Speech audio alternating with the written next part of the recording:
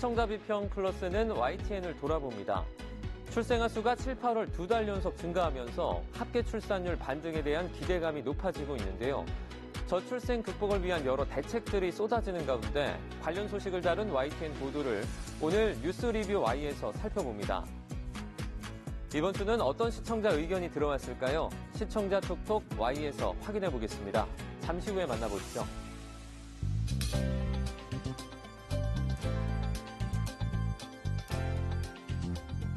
여러분 안녕하십니까? 정주영입니다. 아침 저녁으로 찬바람이 불고 단풍이 물들어가고 있습니다. 산을 찾는 이들에게는 가장 반가운 계절이지만 동시에 산악사고가 가장 많이 발생하는 때이기도 한데요. 철저한 계획과 준비로 안전한 산행 또 단풍 구경 즐기시길 바랍니다. 그러면 이번 주 시청자 비평 플러스 뉴스 리뷰 Y로 시작합니다.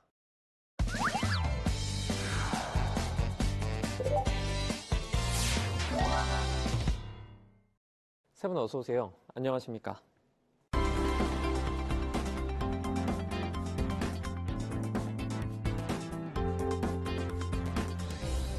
뉴스 리뷰 Y 시작해봅니다. 먼저 김은정 시청자 평가원이 가져오신 오늘의 주제부터 들어봅니다. 2023년 대한민국 합계 출산율은 0.72명입니다. 국내 역대 통계 중 최저수치이고요. OECD 회원국 중 최하위입니다. 초저출생 상황이 지속되면서 학령인구 감소와 고령화, 또 지역 소멸과 같은 인구 사회 구조 변화를 우려하는 목소리가 많고요. 이에 대응하는 조사와 정책 발표도 잇따르고 있습니다. 이때 언론은 문제의 심각성을 공론화하고 또 사각지대를 조명해서 정책의 적절성을 논평해야 합니다.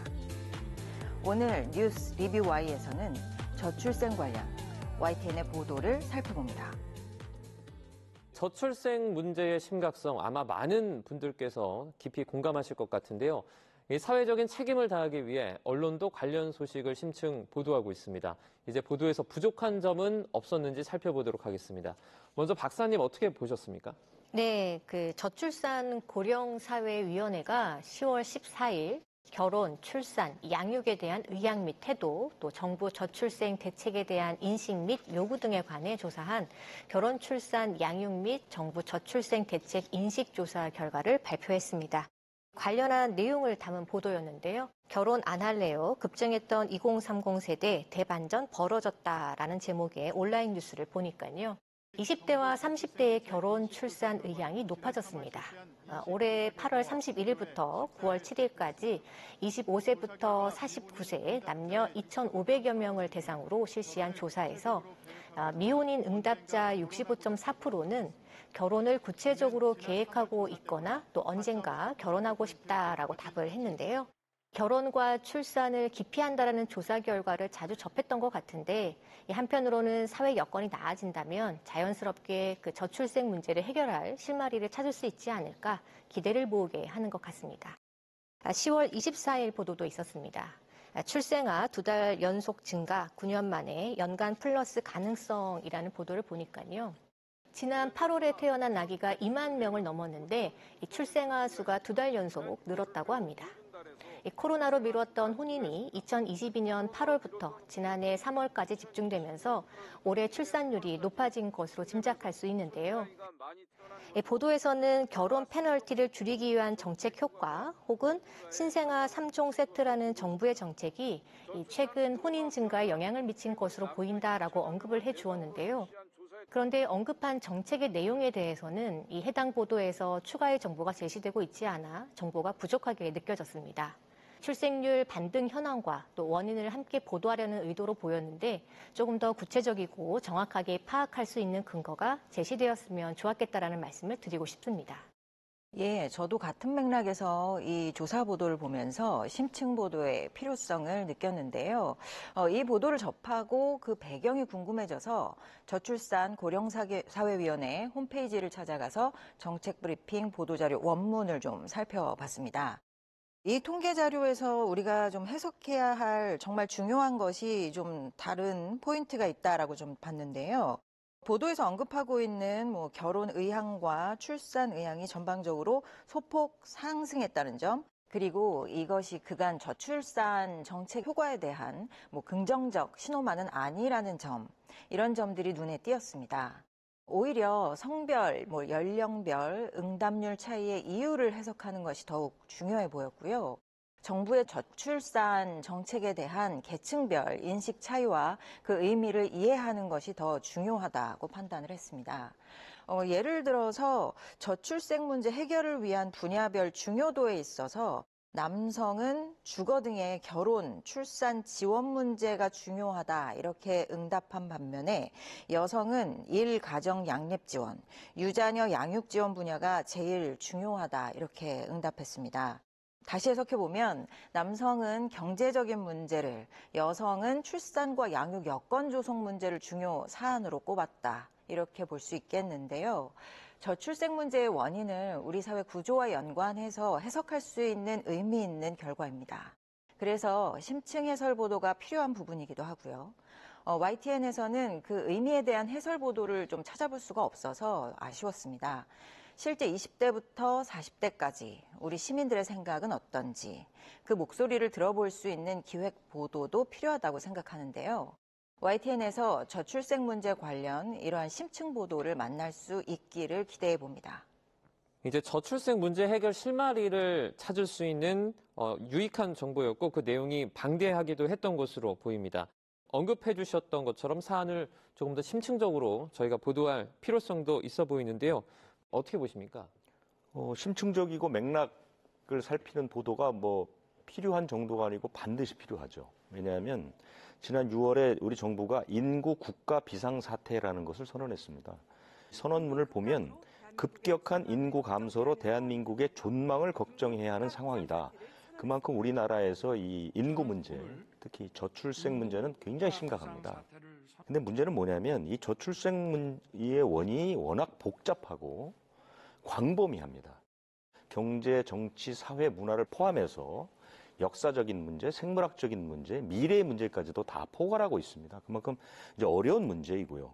그렇기 때문에 이 대응책이라는 것이 나오더라도 단기간에 효과가 나오지는 않고 또 그 효과가 미미한 수준에 이르게 됩니다. 지난 2000년대 초부터 우리 정부가 지금까지 이 출산 문제에 쏟은 예산이 거의 100조 가까이 됩니다. 이렇게 엄청난 돈을 쏟아부었는데도 단 한 번도 출생률이 반등한 적이 없었거든요. 지금 전 세계에서 거의 가장 낮은 출생률을 기록할 정도입니다. 그리고 장기적이고 다층적인 접근이 필요합니다. 이를 위해서 언론이 해야 될 역할이 바로 이 맥락을 찾는 보도라는 거죠. 이 저출산이나 출생 인구 문제도 이제 언론들이 맥락을 살피고 심층적인 보도로 접근할 필요가 있다 이렇게 생각합니다. 자, 우리 사회가 당면한 인구 문제까지 이제 보도를 통해서 확인할 수 있었는데요. 사태의 심각성이 커지는 만큼 관련 정책들도 쏟아지고 있습니다. 정보가 이제 시청자들에게 잘 전달되고 있는지 궁금하거든요. 보도는 좀 어땠습니까? 신혼부부들이 출산을 미루는 이유는 여러 가지일 겁니다. 아무래도 이 아이를 낳아 키우는 비용도 만만치 않고 또 키울 수 있는 환경이 불안정한 것도 영향이 있을 것으로 생각이 됩니다. 좀 이런 사례가 늘었으면 좋겠다라는 생각으로 좀 보았는데요. 아파트에 재현한 K보듬, 우리 집 1층에서 자정까지 돌봄이라는 보도였습니다. 영유아부터 초등생까지 돌봄이 필요하면 언제든지 무료로 맡길 수 있는 시설을 경상북도가 열었다고 합니다. 아파트 단지 안에 어린이집과 또 초등생 돌봄 시설을 함께 둔 것인데요. 갑작스럽게 육아 공백이 생겼을 때에 이 아이를 맡길 곳이 없어 발을 동동거릴 때가 있습니다. 그럴 때 이 집에서 가까운 곳에 아이를 맡길 수 있다면 이것만으로도 이 부모는 마음의 짐이 좀 덜어지지 않을까 싶은데요. 아이의 육아에 전념할 수 없는 여러 이유가 있는 부모가 많은데 이 마을이 아이를 함께 키워준다고 생각이 들면 그런 어려움을 극복해 나갈 수 있지 않을까 합니다. 예, 그렇습니다. 아이 한 명을 키우는데 온 마을이 필요하다 이런 말이 있잖아요.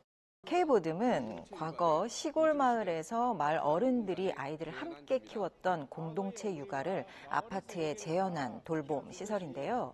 전국에서 처음으로 아파트 단지 1층에 어린이집과 초등생 돌봄 시설을 나란히 지었다고 합니다. 두 시설 모두 아침 7시 반부터 자정까지, 또 주말이나 공휴일에도 아이를 돌봐주고요. YTN에서 이러한 시도를 지속적으로 발굴해서 공유하면 저출생 대책을 수립하고 활용하는 데 도움을 줄 수 있을 것이라고 보입니다. 대통령실에서도 최근 증가하는 이 출생아 수 흐름을 이어가기 위해 이 새로운 대책을 추진하고 있다고 밝혔죠. 27일 보도입니다. 대통령실 출생률 반등 지원 박차, 배우자 유사산 휴가도 신설이라는 보도입니다. 먼저 난임 부부의 비용 부담을 줄이기 위해서 이 난자 채취에 실패한 부부들도 지자체 지원금을 받도록 하는 방안을 추진하겠다고 밝혔습니다. 지난 팩트 추적에서도 다뤘던 이슈였는데요. 이 난포 속에 난자가 없어 비어있는 공난포가 채취되는 경우 이전까지의 비용을 개인이 부담해야 해서 이 정책 사각지대라는 지적이 계속 나왔었습니다. 이 부분을 개선하겠다라는 내용이었고요.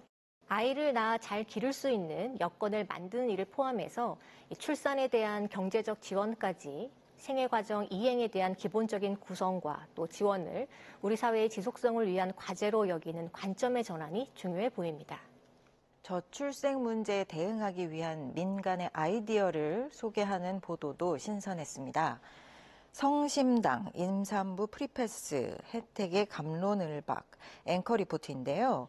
대전의 유명 빵집 성심당의 임산부 프리패스 사례를 소개하고 있습니다. 성심당은 워낙 인기가 많다 보니까 빵을 사려면 길게 줄을 서서 기다려야 한다고 해요. 이 리포트에서는 성심당의 임산부 배려 정책에 대한 찬반 양론도 다루고 있습니다. 아동과 노인복지시설에 이제까지 성심당이 빵을 제공해오고 있다면서 좋은 본보기를 보여주고 있다. 이런 옹호론이 있고요. 반대로 노인과 장애인, 어린이도 약자인데 형평성에 어긋난다. 임산부 배지가 암행어사 마패냐. 이런 반대 여론도 전하고 있습니다. 보통 보도에서는 이렇게 찬반 양론을 다루다 보면 갈등에 집중해서 전달하고 그냥 마무리하는 경우가 많습니다. 그러다 보면 기계적 중립을 지키려다가 보도 관점이 흐려지거나 소수 의견이 과표집되는 현상을 나타내 보이기도 합니다. 그런데 이 보도에서는 임신부에 대한 편의 보장은 법으로 보장된 만큼 나라의 미래를 생각한 지역기업의 아이디어에 비난보다는 응원을 보내는 것은 어떨까요? 이렇게 마무리하면서 보도 관점까지 명확하게 잡았습니다. 신선하고 유익한 리포트였습니다. 또 아이디어가 돋보인 소식을 전한 보도입니다. 급격한 인구 감소에 대응해 젊은 시민층의 연결과 또 유대를 강화하기 위해서 성남시가 도시 차원에서 사업을 추진했는데요. 이 솔로몬의 선택이라는 사업입니다. 10월 17일 보도였습니다. 성남시 멕시코서 K중매 솔로몬의 선택 사례 발표에서는 성남시가 2년째 추진 중인 사업이죠. 이 솔로몬의 선택 행사를 멕시코 수도 멕시코시티에서 열린 제11회 블룸버그 시티랩에서 발표에 주목을 받았다라고 보도했습니다. 블룸버그 시티랩은요, 세계 주요 도시 시장들과 또 비즈니스 리더, 또 도시 전문가들이 모여서 현대 도시가 직면한 문제를 점검해보고 또 해법을 찾는 대표적 국제 행사입니다. 성남시의 사례는 지난 9월 연애하려면 이사 가야 하나? 청춘 남녀 단체 미팅 주선하는 도시라는 제목으로 이 YTN이 디지털 뉴스로 소개한 적이 있습니다. 참가자들이 행사 참여에 대해서 대체로 긍정적으로 인식하고 있음을 알 수 있었는데요. 솔로몬의 선택으로 실제 부부가 된 사례가 나오기도 하고 그런 보도도 볼 수 있었습니다. 이 때문에 연애하려면 성남시로 이사를 가야 하나라는 말이 나올 정도라네요. 연애와 결혼도 또 도시 차원의 직접적인 대책 구상이 실효성을 보일 수 있다는 차원에서 주목할 만한 시도라는 생각입니다. 저출생 대응 정책으로 안정적인 주거 지원 강화 등의 대책도 내놓고 있는데요. 관련 소식들을 전한 보도는 좀 어땠습니까? 서울시 신혼부부 파격 주거 지원, 저출생 대책 될까? 이 보도에서는 신혼부부 주거 지원을 위한 서울시의 미리 내 집 정책을 다루고 있습니다. 저출생 대책으로 내년부터 매년 미리 내 집 4,000호를 공급한다는 내용인데요. 반값 임대 수준인데다 웬만한 맞벌이 부부도 도전해 볼 수 있을 만큼 소득 기준도 대폭 높였다고 합니다. 이러한 대책이 나오게 된 배경에는 주거 안정성과 출산율 사이에 의미 있는 연관성을 발견했기 때문이라고 합니다. 다만 이 보도에서는 정치권과 정부의 대책을 그대로 전하기만 하고 있고요. 또 이어지는 해설이나 정책 실수요자들의 반응을 보는 후속 보도가 없어서 좀 아쉬웠습니다. 저출생 대책 대부분이 백약이 무효 이렇게 여겨질 만큼 그 효과가 미미했습니다. 정부 지자체에서 내놓은 정책들이 이번에는 효과가 있을지, 정책 당사자인 청년들, 자녀 계획이 있는 부부의 고충을 완화할 수 있는 실효성이 있을지 점검해야 할 텐데요. YTN의 저출생 관련 보도들에서는 그런 분석과 기획이 아직 보이지 않습니다. 저출생 문제가 우리 사회의 미래를 좌우할 만큼 굉장히 중요한 사안이니만큼 YTN에서 관련 심층 보도를 기획해 주시길 부탁드립니다. 저도 해당 보도를 살펴봤는데요. 그 신혼부부가 아이까지 낳으면 주택 매매도 시세보다 싸게 할 수 있게 할 것이라는 파격적인 정책입니다. 이 같은 급진적인 지원 정책을 펼치는 이유는 이 주거 안정성과 또 이 출산율 사이에 의미 있는 연관성이 발견됐기 때문이라고 하는데요. 장기 전세 주택에 거주하는 신혼부부의 출산율이 높았기 때문이라고 합니다. 주거 안정이 출생률을 높일 수 있는 선행 요인으로 작동한다고 볼 수 있다는 것이죠. 물론 주거 안정뿐만이 아니라 이 노동 시장이라든가 또 경제 환경도 뒷받침될 부분이지만 도시가 나서서 출산과 보육의 부담을 낮추고 또 일과 가정의 양립이 가능한 사회를 만들기 위해서 적극 나서는 시도라는 점에서는 좀 반가운 소식임은 분명해 보입니다. 네, 이런 관점에서 지역 곳곳에 어떤 저출생 극복을 위한 다양한 사업이 지금 추진 중에 있습니다. 그중에 가장 주목되는 부분이 아무래도 주거 문제 해결이지 않을까 싶은데요. 이 부분은 부동산이나 그리고 경제 분야와도 상당히 맞물리는 부분이기 때문에 보도에 있어서도 상당히 신중할 수밖에 없을 것 같습니다. 실장님, 이 부분 어떻게 보셨습니까? 우리나라가 지난 2006년부터 시작해서 지금까지 저출산 고령사회 기본계획이라는 걸 5년 단위로 내놨습니다. 그러니까 이번에가 이제 4차가 됐고 윤석열 정부가 들어오면서 4차 수정안이 나왔죠. 전체적인 큰 맥락의 그 정책은 비슷한데 흐름을 보면 1차 때는 아무래도 이제 보육이나 교육 쪽의 지원이 좀 많았다가 이게 이제 시간이 흐르면서 아까 조금 전에 말씀하신 주거 쪽에 대한 지원이 많아졌거든요. 특히 그 4차 수정안은 청년과 부모 주거 지원이 확대되는 부분을 상당히 강조하고 있고 지자체에서도 이제 그런 쪽으로 가고 있습니다. 근데 전체적으로 이 4차례의 기본 계획을 보면 특징이 뭐냐면 출산율을 높이는 게 목표로 잡고 있고요. 비용 지원에 너무 치중하고 있습니다. 뭐만 하면 돈을 주는 방식으로. 그 대신에 이제 국가 차원의 체계적이고 종합적인 접근은 좀 미흡하다 이런 평가를 받거든요.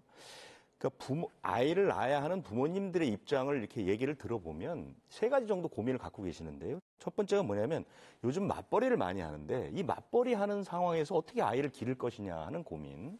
그 두 번째는 뭐냐면 아이의 교육비, 그러니까 양육비 중에 절대 다수가 교육비고 이 교육비 가운데 절대 다수가 사교육비입니다. 대한민국의 사교육비 시장을 어떻게 감당할 것이냐 이거에 대한 걱정. 세 번째는 지금 고용이 불안합니다. 옛날에는 한번 취직을 하면 정년할 때까지 안정적으로 직장을 다녔는데 지금은 고용이 굉장히 불안합니다. 그런 상황에서 아이를 기를 수 있을까? 혹시라도 실직을 하게 되면 아이를 기를 방법이 없지 않느냐.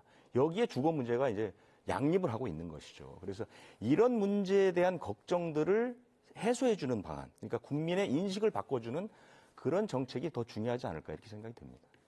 최근에 있었던 어떤 정책들을 보자면 비용 지원에 조금 치중이 되어 있고 체계적인 부분이 부족해 보인다 이렇게 또 말씀을 해주셨습니다. 그럼 오늘 뉴스 리뷰 Y 내용 정리해 보겠습니다. 이것만은 꼭 시간인데요. 먼저 평가원님부터 한 줄 평 부탁드립니다. 환경 감시에서 심층 분석으로 정책 반영까지. 저출생으로 인해 발생하게 될 위기와 이 문제 해결에 대한 압박은 이제 우리 사회가 보편적으로 공유하고 있는 의제입니다.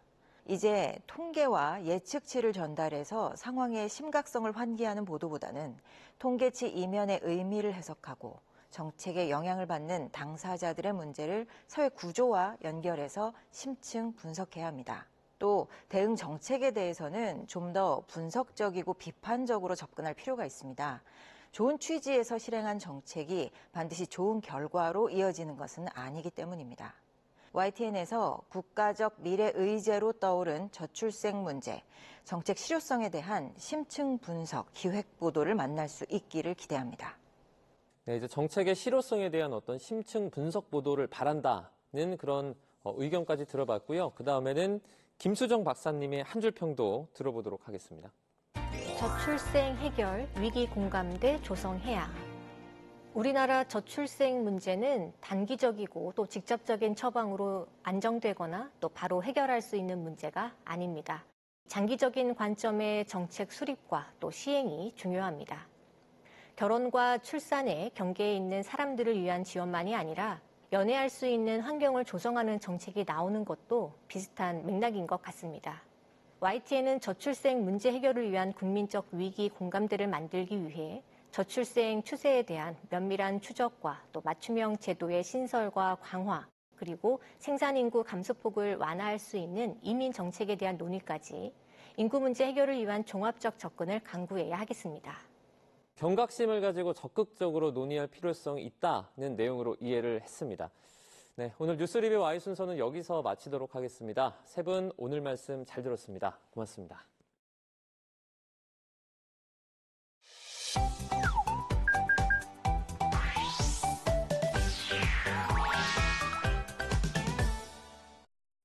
YTN을 향한 시청자 의견이라면 모두 귀 기울여 듣고 답하는 시청자 톡톡 Y 시간입니다.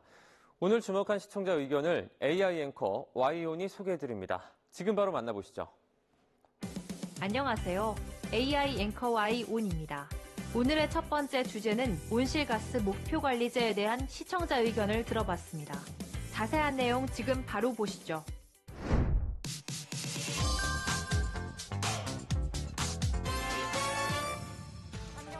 환경부가 지금까지의 방식과는 다르게 온실가스 목표관리제를 절대량 방식으로 개편한다는 소식을 알린 간략한 보도가 있었습니다.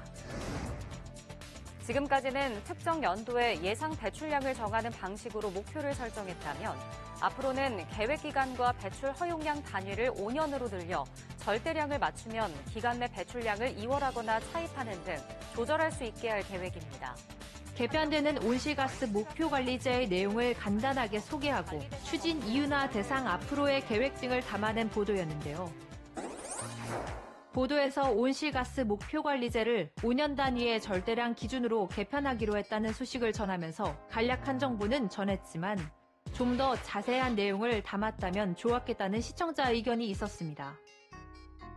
풍성한 보도를 위해 시청자 톡톡 Y에서 온실가스 목표관리제에 대해 자세히 살펴봤습니다.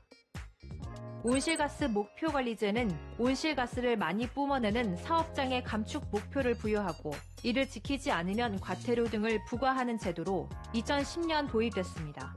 배출권 거래제와 함께 온실가스 다배출 업체의 탄소 감축을 관리하는 대표적인 제도로 꼽히는데요. 정부는 2030년 국가 온실가스 총 배출량을 2018년 온실가스 배출량 대비 40% 감축하겠다는 목표를 세웠습니다. 개편 방안에 따르면 각 지정 관리업체들에는 매년 감축 목표량이 부여되는데 계획 이행 기간 중에는 배출 허용량의 2월과 차입도 허용되는데요. 기준연도 목표치보다 온실가스 배출량이 많다면 이듬해 몫을 끌어다 사용할 수 있고 반대로 목표치보다 적은 배출량을 기록한다면 이듬해 감축 부담이 줄어들 수 있다는 얘기입니다. 정부는 지정 관리업체가 아닌 업체도 제도에 참여할 수 있도록 허용하기로 했는데요. 관리업체가 비관리업체로부터 온실가스 감축량을 가져와 자신의 배출량을 상쇄하는 것도 가능해질 전망입니다. 다음으로 시청자 톡톡 Y 두 번째 주제는 세계국채 지수에 대한 시청자 의견을 들어봤습니다. 어떤 내용을 담고 있는지 이어서 확인해 보시죠.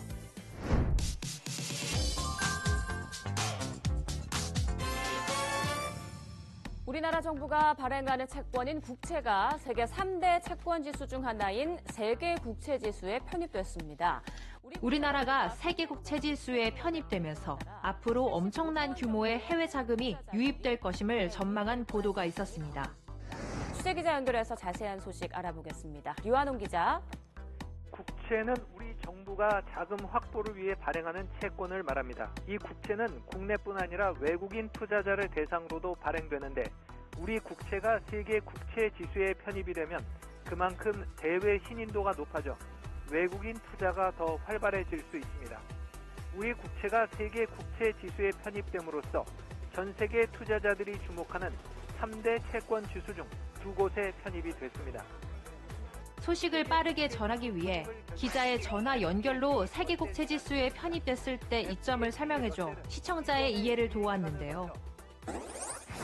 보도에서 세계국 체지수에 우리나라가 편입된다는 소식을 생중계로 전했는데 생소할 수 있는 시청자를 위해 세계국 체지수가 무엇인지, 편입되어 있는 나라는 어느 곳인지, 편입 기준은 무엇인지 등 배경 지식을 더해주면 좋겠다는 시청자 의견이 있었습니다.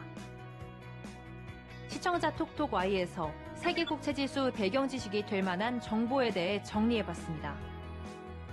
세계국 체지수란 FTSE 러셀이 관리하는 주요 국가의 국채를 포함한 글로벌 채권 지수로 미국, 영국, 일본 등 25개 주요 선진국과 신흥시장 국가들의 국채를 기반으로 합니다.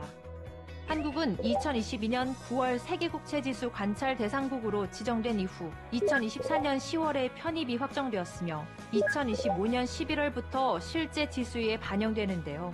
세계국채지수는 블룸버그 바클레이즈 글로벌 종합지수 및 JP모건 신흥국 국채지수와 함께 세계 3대 채권지수로 꼽힙니다. FTSE 러셀은 매년 3월과 9월 각국의 국채 발행 규모와 국가 신용 등급, 시장 접근성 등을 평가해 세계국채지수 편입 여부를 결정합니다.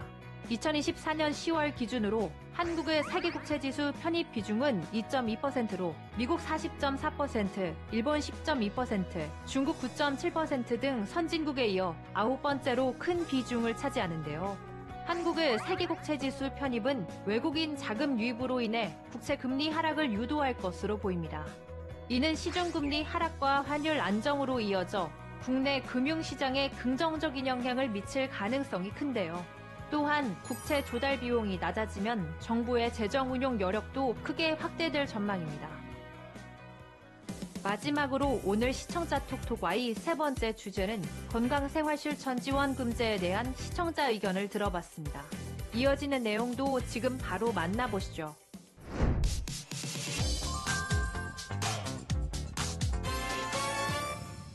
혹시 건강생활실천지원금제라고 들어보셨습니까? 건강빛 코너에서 다양한 건강 소식을 전하며 국민건강보험공단에서 운영하는 건강생활실천지원금제에 대해 알린 보도가 있었습니다.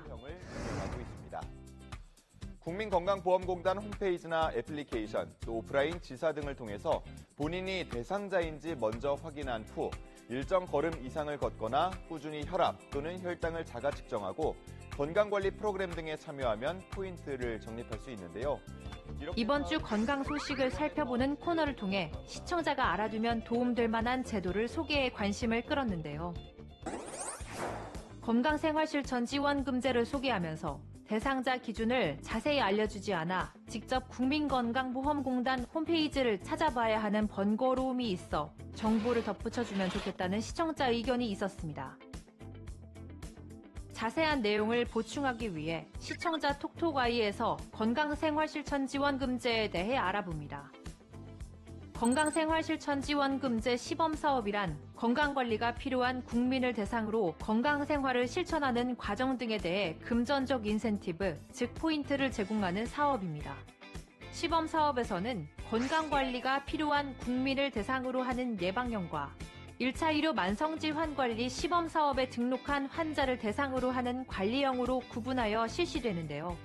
예방형은 국민건강보험공단에서 주관하는 국가건강검진을 받은 20에서 64세 중 건강관리가 필요한 국민을 대상으로 합니다. 국가건강검진 결과 체질량지수 25 이상이며 혈압이 수축기 122환기 80 이상이거나 공복혈당 100 이상인 자가 해당되는데요. 관리형은 1차 의료 만성질환관리 시범사업에 등록한 고혈압, 당뇨병 환자 대상으로 케어 플랜을 수립한 자가 해당됩니다. 이 제도를 신청하는 방법으로는 온라인 혹은 오프라인을 통해 가능합니다. 온라인은 국민건강보험공단 홈페이지 혹은 더건강보험 앱의 건강생활실천지원금제 참여 신청 탭에서 신청할 수 있는데요. 오프라인은 시범지역을 관할하는 공단 지사에 직접 방문하셔서 신청하실 수 있습니다. YTN 방송의 부족한 부분을 채우는 시청자 톡톡 Y 시간. 다음 주도 다양한 시청자 의견과 함께 돌아오겠습니다.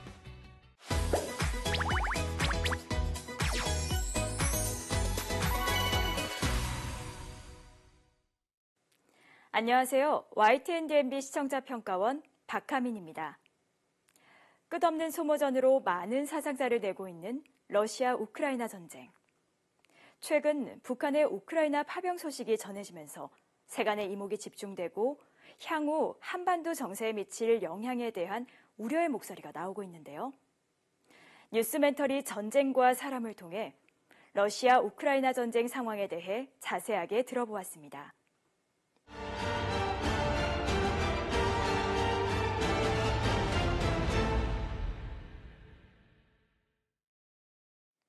뉴스멘터리 전쟁과 사람은 실성 있는 전쟁 이슈를 다루거나 과거 전쟁사에서의 교훈과 의미를 찾으며 다각도에서 전쟁을 연구하고 의견을 나눕니다. 이번 주는 2022년 러시아의 우크라이나 침공으로 시작되어 현재까지 지속되고 있는 전쟁의 주요 쟁점에 관해 깊이 있게 이야기 나누었습니다. 먼저 진행자는 최근 러시아-우크라이나 전쟁에 관한 상반된 입장의 기사들이 많아 정확한 전쟁 현황을 알기 어렵다고 호소했는데요. 사실 여부를 확인할 수 없는 내용의 기사들이 혼재되어 믿을 만한 내용을 선별하기 어려울 수 있는 시청자의 입장을 잘 대변해주는 적절한 질문이었던 것 같습니다. 이에 대해 충분히 이해할 만한 전문가의 답변이 이어져 좋았습니다. 다음으로 쿠르스크 진격이 전쟁에서 가지는 의미와 우크라이나가 보유한 무기의 사정거리 제한 이슈에 관한 내용이 이어졌습니다. 러시아의 주요 거점에 큰 타격을 줄 수 있는 미사일을 보유하고 있음에도 불구하고 무기를 지원한 서방국의 사정거리 제한으로 인해 활용이 어렵다고 하는데요. 러시아 우크라이나 전쟁과 얽힌 서방국의 이해관계에 관해 생각해 볼 수 있는 시간이었습니다. 전투의 패러다임을 바꾼 색다른 무기들도 소개되었습니다. 특히 항속거리 1000km에 들어오는 저비용 고효율 무기로서 전투 체계의 변화를 만들고 있다고 합니다. 승패의 흐름을 바꿀 정도의 영향력은 아니지만 상대국의 주요 시설을 타격할 수 있다는 점에서 새로운 무기의 등장은 시청자의 흥미를 끄는 좋은 소재였습니다. 마지막으로 시청자가 가장 궁금해할 만한 러시아 우크라이나 전쟁의 출구 전략에 관해 의견을 나누었습니다. 증원되는 인력보다 희생되는 인력이 많은 의미 없는 소모전으로 계속되는 현 상황이 어서 빨리 종식되길 바라는 마음에서 특히 집중하여 시청하게 된 부분이었는데요. 이 전쟁은 양측의 전략적 목표 달성이 분명하지 않아 출구가 없는 난해한 상황이라는 전문가의 말이 공감이 돼 더욱 안타까웠습니다. 뉴스멘터리 전쟁과 사람은 전쟁이라는 다소 딱딱할 수 있는 소재에 관해 시청자가 궁금할 수 있는 내용을 진행자가 질문하고 전문가가 답하는 형식으로 풀어내어 시청하기 수월했습니다. 친숙하지 않은 무기 관련 내용이 생소했지만 자막과 자료 화면으로 도움을 주어 이해하기 편했는데요. 무엇보다 오래 지속된 전쟁이니만큼 기존에 알려진 내용 외에 특히 더 궁금할 수 있는 부분을 추려서 전문가의 의견을 전해준 것이 프로그램 몰입도를 높여주었던 것 같습니다. 전쟁은 살면서 겪지 않는 것이 최선일 것입니다. 하지만 원하지 않았더라도 나에게도 어쩌면 일어날 수 있는 일이기에 전쟁에 대해 잘 알고 있는 것이 중요합니다. 앞으로도 뉴스멘터리 전쟁과 사람을 통해서 전쟁에 관해 경각심을 가질 수 있는 풍부한 내용들이 소개되길 바랍니다.